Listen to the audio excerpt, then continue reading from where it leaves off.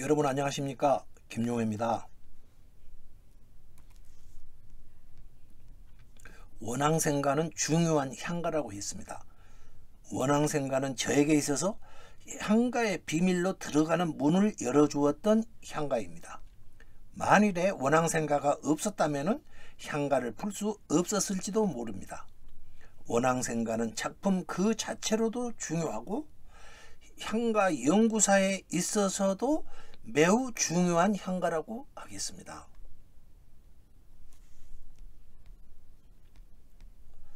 원앙생가는 삼국유사 광덕 엄장 부분에 수록되어 있습니다. 광덕과 엄장은 사람의 이름입니다.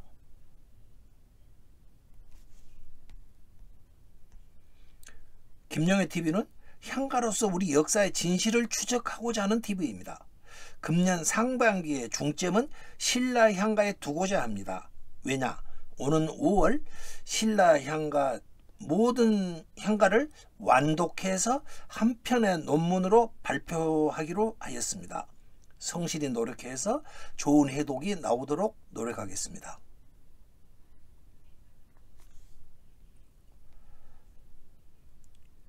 삼국유사 속 향가가 기록된 그 구조를 살펴보면은 스토리 형식으로 되어 있습니다.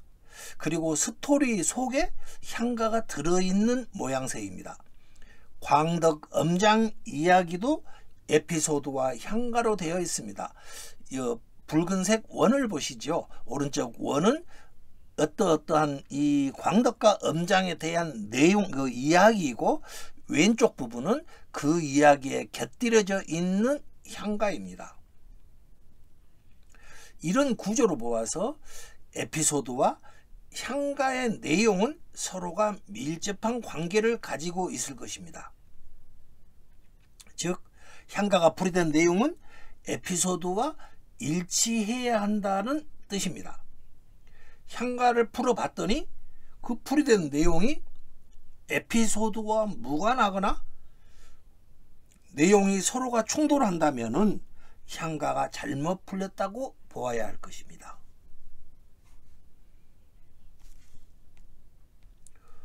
그러면은 원앙생가가 쓰여져 있는 부분에 그 스토리를 한번 살펴보도록 하겠습니다.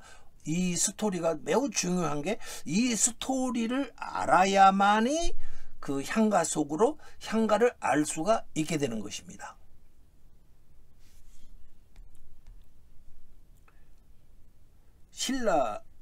지금 제가 스토리 부분에 대해서 제가 설명드리는 겁니다. 신라 문무왕 때 광덕과 엄장이라는 사람이 있었다, 이렇게 시작합니다. 여기에서 문무왕 때라고 합니다. 문무왕은 누구냐? 태종 무열왕의 아들입니다. 신라의 삼국통일을 사실상 완성한 왕이었습니다. 재위 기간은 서기 661년에서 681년 사이 20년간 재위하셨습니다. 그 소리는 뭐냐? 이 원앙생가가 이때 쓰여졌다는 말이 되겠습니다. 이 사진은 문무대왕의 수중능입니다.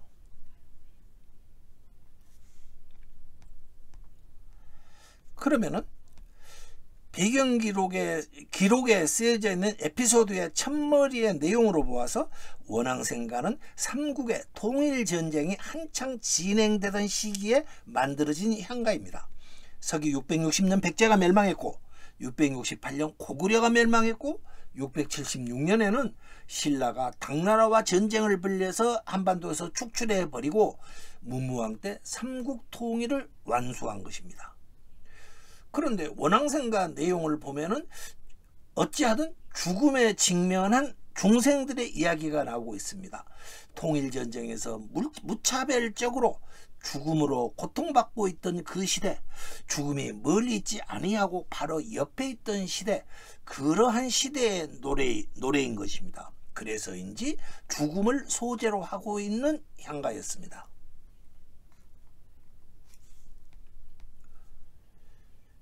이 향가의 주인공인 광덕과 엄장은 서로가 친하였습니다. 절친이었습니다.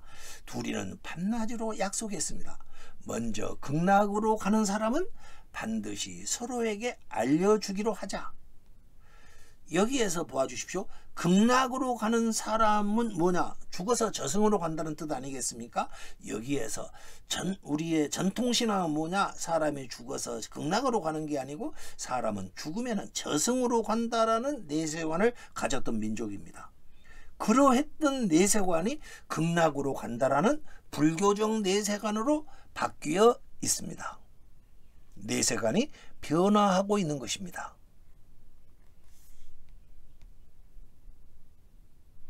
광덕은 분황사 서쪽 마을에 은거하면서 신발 만드는 것을 업으로 하면서 저와 함께 살고 있었습니다. 그리고 그의 친구 엄장은 남쪽의 큰 산에 암자를 짓고 크게 경작을 하면서 살았습니다. 그러면 여기에서 우선 광덕이 사는 분황사의 서쪽 마을 서쪽 마을은 불교의 그 극락 개념이 서방 정토의 개념인 서쪽을 암시하고 있는 글자입니다. 엄장이 사는 남악은 남쪽의 높은 산이니까 지금의 경주 지형을 보면은 경주 남산이 아닐까 싶습니다. 즉 엄장은 경주 남산 부근에서 농사 짓고 살았고, 근데 농사가 굉장히 크다고 그럽니다. 그리고 그의 처는 광덕은 신발을 짓고 있었다라는 뜻이 됩니다. 광덕은 가난했고 엄장은 부자였다라는 것을 은유하고 있습니다. 광덕이 분황사 서리에 살고 있었다라는 것은 서방 정토에 가깝다는 거 아니겠습니까? 엄장은 부자이기는 했지만 동쪽에서 서쪽으로 곧바로 가지 못하고 남쪽 즉 엉뚱한 곳에서 헤매고 있었음을 은유합니다. 그러니까 광덕은 굉장히 수련을 해가지고 서방 정토로 가까이 가 있었고, 더구나 분황사보다도 더 서쪽에 가 있었고, 엄장은 저기 산 밑에 남쪽에서 부자이기를 하지만은 그렇게 살고 있었다. 부자가 꼭 서방 정토를 먼저 갈 수는 없다, 이런 뜻을 의미하겠습니다. 그러던 어느 날 해그림자가 붉게 노을 지고 솔 그늘이 고요히 저무는데 엄장의 집 창밖에서 광덕의 목소리가 났습니다. 친구여, 나는 이제 서쪽으로 가니까 그대는 잘 지내다가 나를 따라오게. 엄장이 문을 열고 나가보니 구름 밖에서 하늘에 음악 소리가 들리고 밝은 빛이 땅까지 이어져 있었습니다. 놀란 광덕이 광덕의 집을 찾아갔더니만 광덕이 죽었다고 했습니다. 이 영상의 사진은 분황사의 노을이 되겠습니다. 저것은 분황사의 당간지주가 되겠습니다. 광덕이 죽어서 원왕생 극락에 가서 태어나게 된 겁니다. 친구 엄장이 광덕의 부인과 함께 시신을 거두어서 무덤을 만들어 주었습니다. 일을 마치고 부인에게 말합니다. 남편이 죽었으니 나와 함께 지내는 것이 어떻겠소? 광덕의 부인이 승낙하였습니다. 엄장이 친구 광덕의 미망인을 탐하였습니다. 분황사의 욕망입니다. 중생 속에서 일어나고 있는 일이었습니다. 엄장이 드디어 친구의 집에 머물게 되었습니다. 그리고 밤에 정을 통하려 하였습니다. 그러자 부인이 말하였습니다. 당신이 서방 정토를 구하고 있다는데 그것은 마치 나무에 올라가 물고기를 구하는 것과 같을 것입니다. 엄장이 놀라서 물었습니다. 아니, 광덕도 그랬을 것인데 어찌 나를 꺼리는 것이오? 이 사진은 분황사의 당간지주입니다. 엄장이 가진 욕망의 크기일 것입니다. 부인이 말을 합니다. 남편 광덕은 나와 10년을 함께 살았지만은 하룻밤도 둘이서 같은 침상에서 자지 않았으니 몸을 어찌 더럽혔겠습니까? 남편은 밤마다 단정한 몸으로 바르게 앉아서 한결같은 소리로 아미타불을 불렀습니다. 16관을 짓고 진리를 달관하여 밝은 달빛이 방에 들어오면은 때때로 그 빛 위에 올라가 앉아서 가부좌를 들고 앉아 있었습니다.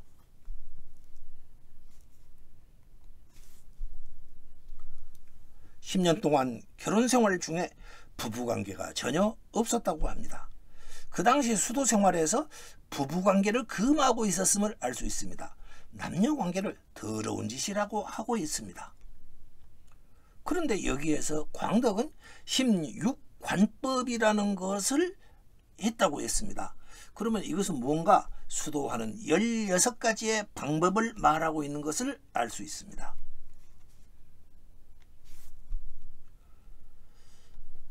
친구 광덕의 부인은 계속 이야기합니다. 광덕이 정성을 다함이 이와 같았으니까 어찌 서방 정토에 가지 않겠습니까? 가지 않으려 해도 달리 어디로 가겠습니까? 대개 천리길을 가고자 하는 사람은 그 첫걸음부터 알 수가 있는 법입니다. 지금 당신께서 하시는 그 수도하는 방법, 관법은 동방으로 가는 것이라고 할 수 있을지언정 서쪽으로 갈 수는 없을 것입니다. 여기서 동방과 서방, 이렇게 서방이라는 것이 방향을 말하고 있는 걸 알 수 있습니다. 서방은 깨달음의 길이요, 동방은 현실의 길이었던 겁니다.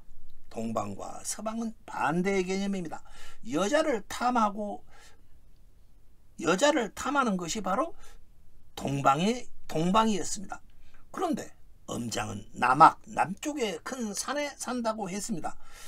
남쪽은 뭐냐? 서방으로 가는 길이 있지 않고 다른 곳, 남쪽 즉 엉뚱한 곳에서 계속 헤매고 다닌다라는 뜻이 되겠습니다. 그러니까 이 기록에서 친구 엄장은 남학에서 살았다, 그 말은 엉뚱한 곳을 헤매고 있다. 그리고 두 부부는, 광덕의 부부는 서리에, 분황사의 서리에 살고 있었다. 다시 말해서 분황서보다도 훨씬 더 가깝게 저기로 서방 정토로 가고 있었다. 그런 개념으로 보셔야 이 구절을 이해할 수가 있을 것입니다. 엄장이 부인의 이 말을 듣고 몹시 부끄러워하면서 물러나왔습니다. 크게 깨달았죠. 그 길로 엄장은 어디로 갔느냐? 원효법사의 처소로 가서 돌을 닦는 비결을 간절히 구하였습니다. 그러니까 원효법사의 처소로 갔다. 원효법사가 어디에 있을까요? 전체적인 맥락을 보면은 분황사에 계셨던 것으로 나타납니다. 원효는 엄장의 요구에 정관법이라는 것을 만들어 그를 지도하여 주었습니다. 그리고 우리는 지금 원효대사나 원효스님이라고 하지만은 삼국유사에 보면은 원효법사 이렇게 기록해 놓고 있습니다. 그러니까 당시에는 법사의 칭호가 지금의 대사라든지 스님이라든지 그런 것 같습니다. 그 원효스님께서는 엄장이 와서 구하니까 정관법, 깨끗할 정, 볼관, 그래서 깨끗하게 보는 방법을 만들어 주었다. 어떻게 해라, 이렇게 하는 거였겠죠. 정관법이라는 것은 세상을 깨끗하게 보는 방법이었을 것입니다. 이 사진은 분황사 인근의 꽃밭이 되겠습니다.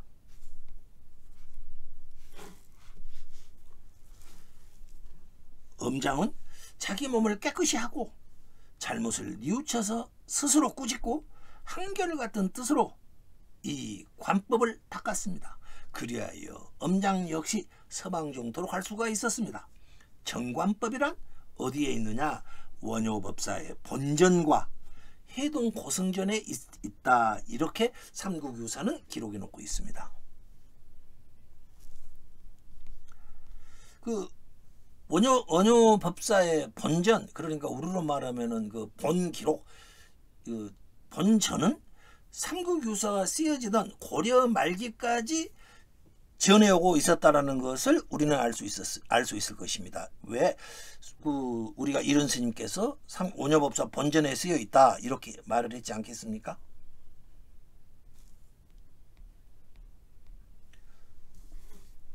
광덕의 부인은 분황사의 종이었습니다.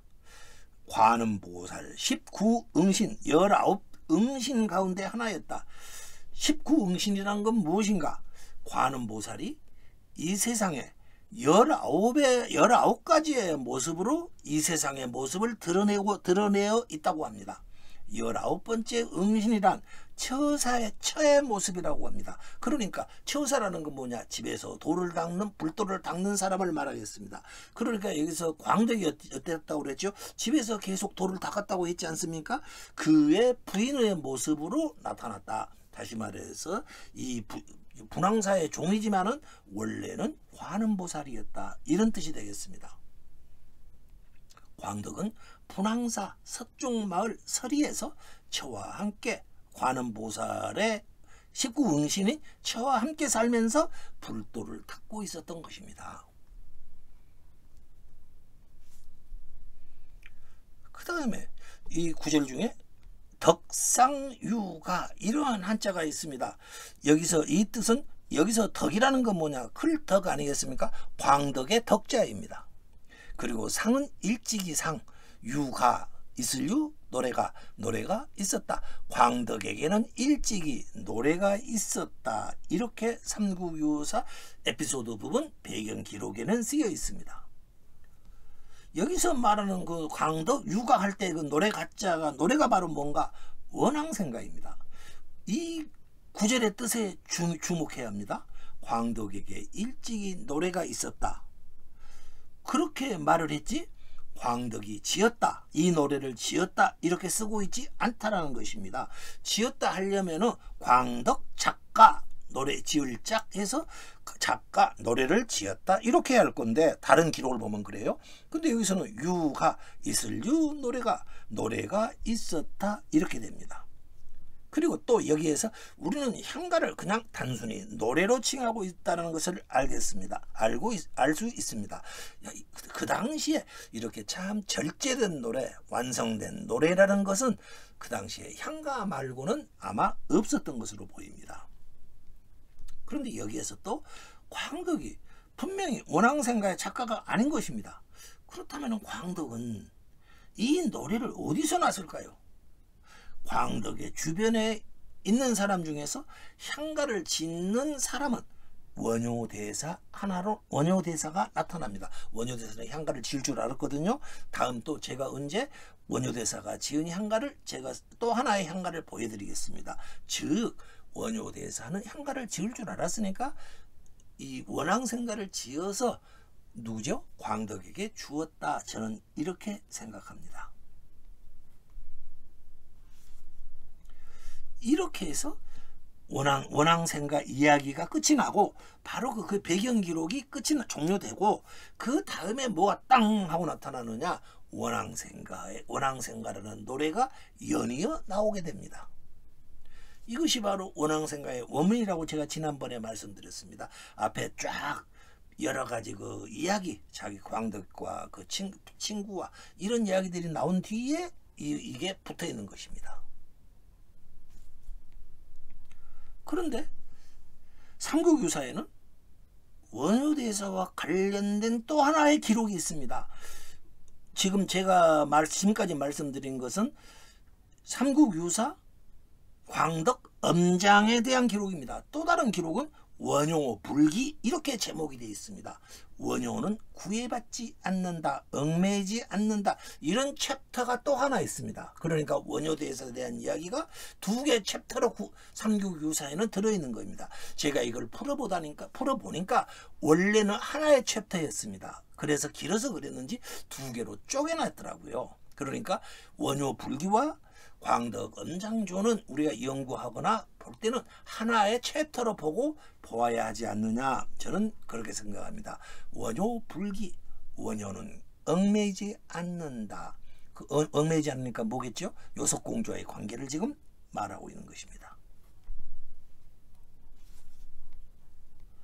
그 원효불기죠. 원효불기 관련 에피소드 그 내용에 따르면은 원효는 일찍이 분황사에 머물면서 화엄경소라는 책을 편찬하던 중 제40 회향품에 이르러서 마침내 붓을 놓았다. 이렇게 기록이 되어 있습니다. 즉 회향품까지 짓다가 마침내 붓을 놓았다. 그만 지었다. 이렇게 기록이 되어 있습니다. 그러면 여기서 뭐냐? 아까 굉장히 중요한 말이 나와요. 하나는 그 엄장이 친구 부인에게 꾸짖음을 받고 누구를 찾아갔다고 그랬죠? 원효 법사의 처소를 원효 법사가 머무르 놓은 곳으로 갔다고 그랬습니다. 그러면 어디에 머물렀겠습니까? 제 생각으로는 그 당시 분황사에 머무르고 계셨다. 이렇게 봅니다. 그 다음에 회향품이라는 것이 뭐냐? 내가 그동안 닦았던 불도를 수련하면서 얻었던 모든 것을 전부 다 내가 가지려 하지 말고 그 공덕을 남에게 베풀어 주라. 그런 구절입니다. 즉 화엄경소를 짓다가 원효대사께서는 그동안에 내가 닦았던 모든 것을 중생에게 돌려주라. 그런 내용, 바로 이 화엄경의 이 부분을 보고 그는 여기까지면 됐다 하고 붓을 놓고 분황사를 떠났던 것입니다. 회향품에 이르러 화엄경소 편찬 중 회향품에 이르러 붓을 놓았다. 이 말은 붓을 놓고 떠났다. 어디로 갔다? 중생에게로 갔다. 그리고 화엄경소라는 건 뭐냐? 화엄경의 주석서를 말합니다.